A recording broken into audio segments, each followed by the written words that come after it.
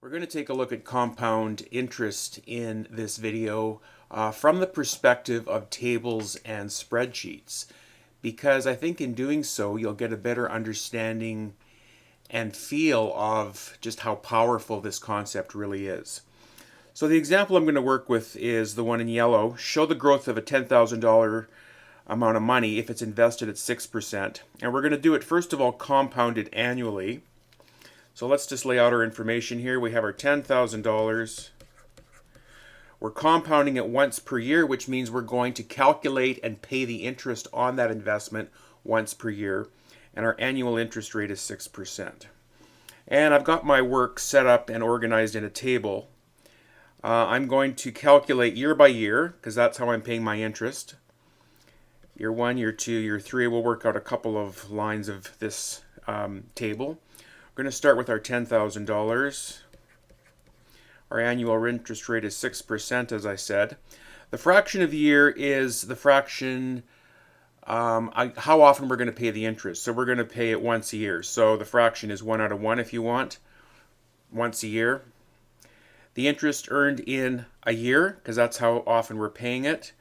We can calculate that by our simple compound interest formula. Our starting amount, our principal, multiplied by our interest rate, multiplied by the time. If we multiply 10,000 times 0.06 times 1, we're going to get $600 in interest. And then the money at the end of the year, the value of our investment, will be our starting balance plus our interest earned, which is $10,600.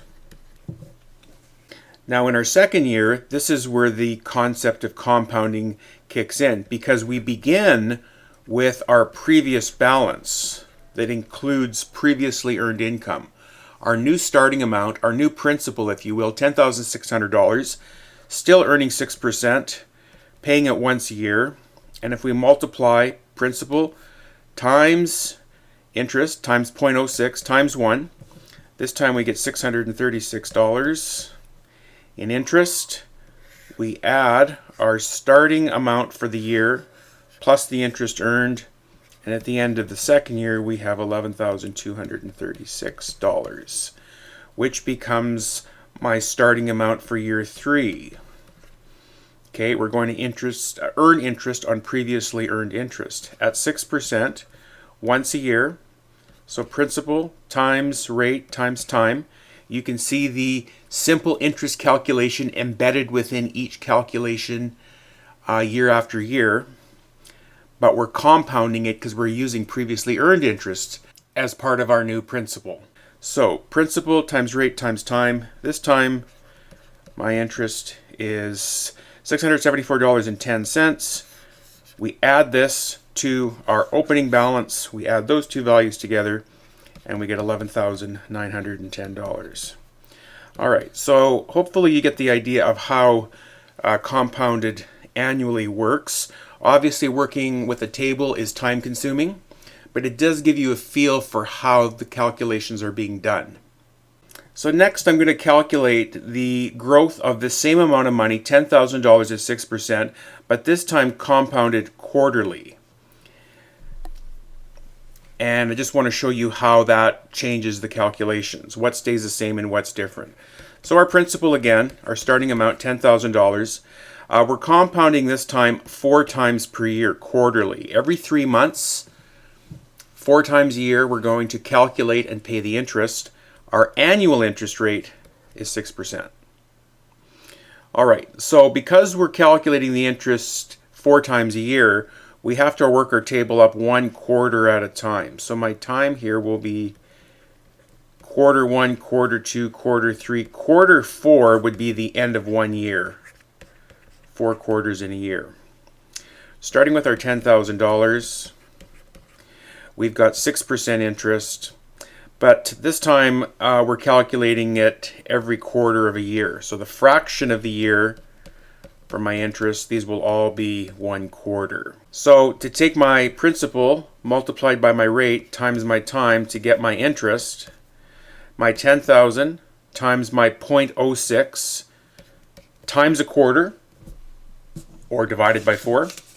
that would give you $150 for that quarter. This is interest earned in a quarter. Let's just make that clear. And so the amount of money I have at the end of the quarter, which is about 3 months, is $10,150. Okay, which becomes my new starting amount for quarter 2. And we're going to earn 6% a year, but we're not going to get all 6% in that quarter. We're going to get a quarter of the interest, which is why we take our principal multiplied by our annual interest rate and multiply by a quarter, because we need to take a quarter of that. That's $152.25. Add your original amount to your interest, and you get $10,302. Okay, which becomes our starting amount for quarter 3. At 6%, principal times annual interest rate divided by 4, because we only get the interest for a quarter of the year. You can confirm all of these calculations with your calculator, which I'm hoping you're doing as you're watching the video. And my amount at the end of the year is my opening balance for the quarter plus the interest, which in this case is $10,456. Okay, and you can work out another line or two if you want. I'm just going to write these in. Write one more line in. And then what we're going to move to next is me showing you how you can do this or set this calculation up on a spreadsheet, which will calculate all these numbers automatically and allow you to extend the calculations for as far as you want without having to manually do it. Just before we leave this, notice once again that the amount of interest in every quarter is going up. And of course the reason for that is because we're calculating interest on a growing amount of money every quarter. That is the beauty of compound interest. All right, let's start building our table into a spreadsheet. I'm working here with Google Sheets, but you can do what I'm doing with any spreadsheet programs such as Excel or Numbers. So I have my parameters as I had them laid out on my paper on my previous screens. Principal, compounding periods, and annual interest rate. Got that all lined up. And I've got my table down below formatted the same way I had it on paper.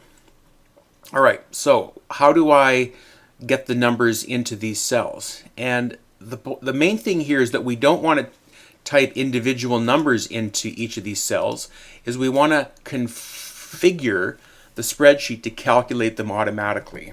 All right, so for quarter, remember our quarter is we did a calculation for quarter 1, quarter 2. Now I've typed those two numbers in. But what I want the spreadsheet to do is obviously to continue on with 3, 4, 5, 6 all the way down.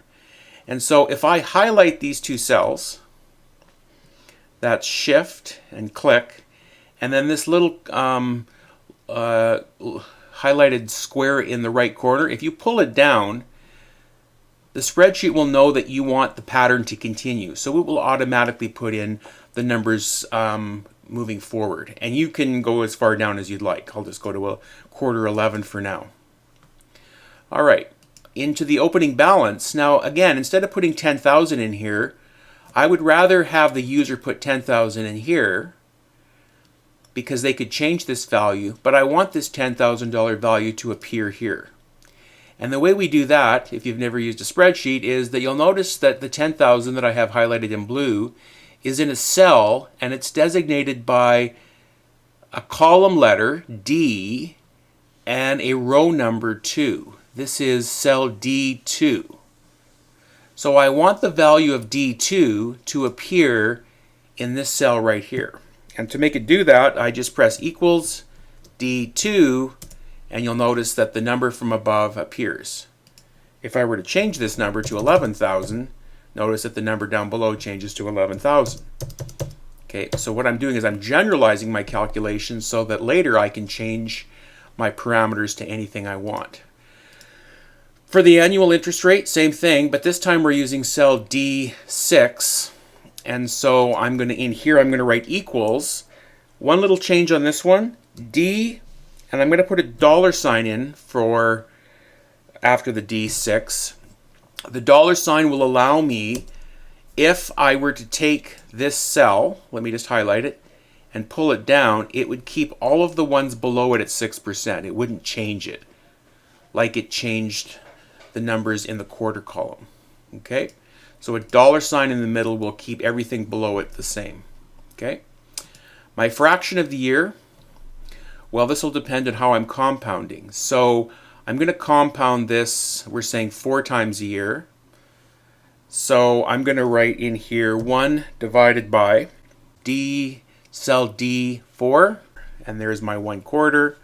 If I highlight that cell, grab the right corner, pull it down, all of those calculations stay at 1/4. If I were to change this to a different compounding period, it would be a half. If it was annually, it would be 1/1. So now to calculate our interest earned for the quarter, we know that here we need to multiply our starting amount, our principal for the quarter, multiplied by our interest rate R, multiplied by our time of the year, a quarter of the year. So we need to multiply the values in cell D11 in my case, times E11 times F11. So in this cell, we're going to write equals D11. Multiply is the asterisk on the 8, E11, multiplied by F11, and the value will appear there. You'll notice that matches the value we had in our spreadsheet. Okay? And for our closing balance, we get the closing balance by taking our opening balance for the quarter and adding our interest earned. So we have to add the values in cell D11 plus G11. So we're going to write equals D11 plus G11, and our closing balance will appear here. We now want our closing balance, which is in H11, to appear in the opening balance of the next cell. So we want this cell here to be the same as the value of H11. So I'll write H11 in there, and that number appears.